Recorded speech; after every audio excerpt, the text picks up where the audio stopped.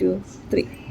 ब्रह्ममुरारिसुचरार्चितलिङ्गं निर्मलभाषितशोभितलिङ्गं जन्मजदुःखविनाशकलिङ्गं तत्प्रणमामि सदा शिवलिङ्गं देवमुनिप्रवरार्चितलिङ्गं कामदहनकरुणाकरलिङ्गं रावणदर्पविनाशनलिङ्गं तत्प्रणमामि सदा शिवलिङ्गं सर्वसुगन्धसुलेपितलिङ्गं बुद्धिविवर्धनकारणलिङ्गं सिद्धसुरासुरवन्दितलिङ्गं तत्प्रणमामि सदा शिवलिङ्गं कनकमहामणिभूषितलिङ्गं फणिपतिवेष्टितशोभितलिङ्गं दक्षसुयज्ञविनाशनलिङ्गं तत्प्रणमामि सदा शिवलिङ्गं